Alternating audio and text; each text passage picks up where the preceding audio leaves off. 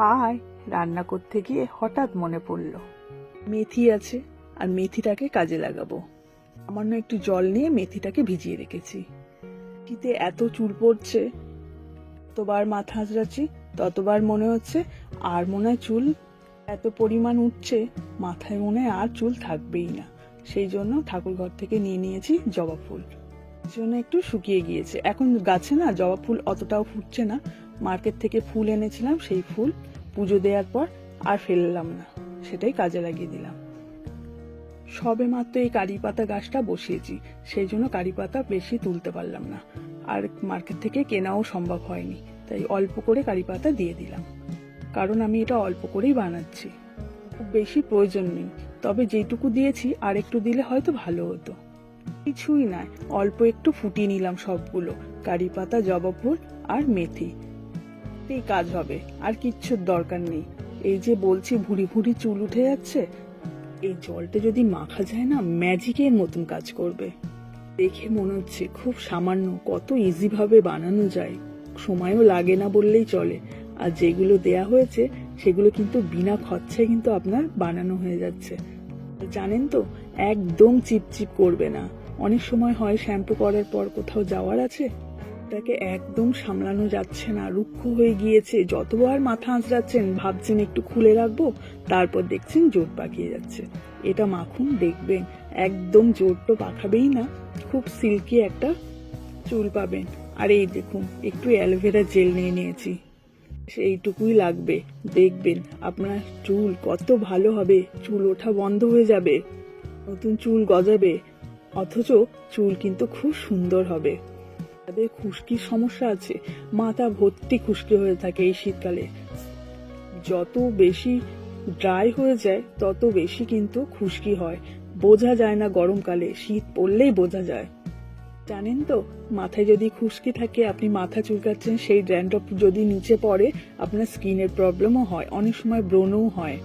আপনারা ভাববেন যে এত ভালো ভালো ক্রিম মাখছি, কিন্তু কিছুতেই তো কিছু হচ্ছে না, এত ব্রণ হচ্ছে কোথা থেকে? অনেক সময় ড্যান্ড্রফ থেকেও হয়।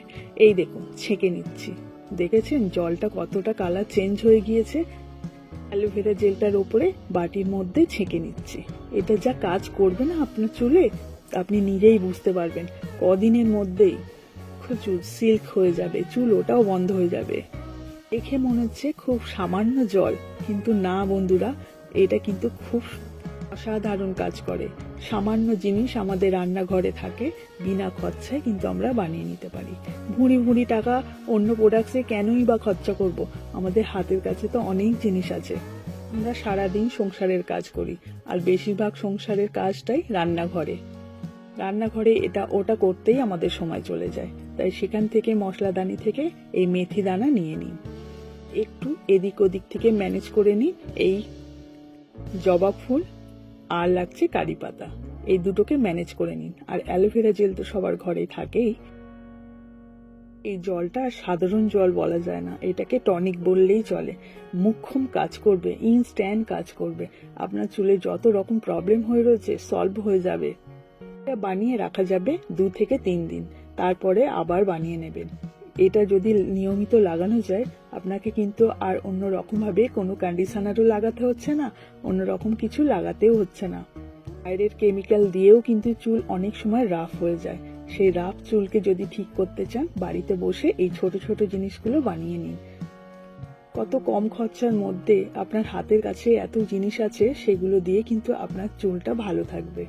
দেখুন, বাড়িতে একটা স্প্রে বোতল ছিল, সেটাতে আমি এটা ঢেলে নিলাম, দিয়ে এবার ভালো করে শ্যাম্পু করে নিতে হবে, সেই চুলে লাগাতে হবে। কারণ চুল যদি পরিষ্কার না থাকে, সেই চুলে কিন্তু কোনো কিছু দাও কাজ হবে না, তাই পরিষ্কার চুলে এইগুলো দিতে হয়। স্ক্যাল্পটা যদি পরিষ্কার থাকে, তাহলে কিন্তু সবকিছু ইনস্ট্যান্ট কাজ করে। যখন আমাদের বয়স বাড়ে বা ওয়েদার চেঞ্জ হয়, তখন কিন্তু নিয়মের সঙ্গে একটু চুল উঠবেই, সেটা নিয়ে একদম চিন্তা করবেন না। কিন্তু তার থেকে বেশি চুল পড়ে যাচ্ছে, আপনার ভয় লাগছে না এবারে চুল সত্যিই বেশি বেশি পড়ছে, তখন একটু ভয় পাবেন। আর নিয়মিত যে স্বাভাবিক চুল যে ওঠে, সেটা নিয়ে কোনো টেনশন নেই, সেটা উঠবেই, সেটা নিয়ে টেনশন করার কোনো দরকার নেই। তবে এটা যদি বাড়িতে নিয়মিত মাখা যায়, তাহলে কিন্তু চুল পড়া বন্ধ হবে। তাই নিজের হাতে এই মুখ্যম ওষুধটা বাড়িতেই বানিয়ে ফেলুন, দেখবেন আপনার প্রবলেম সলভ হয়ে যাচ্ছে।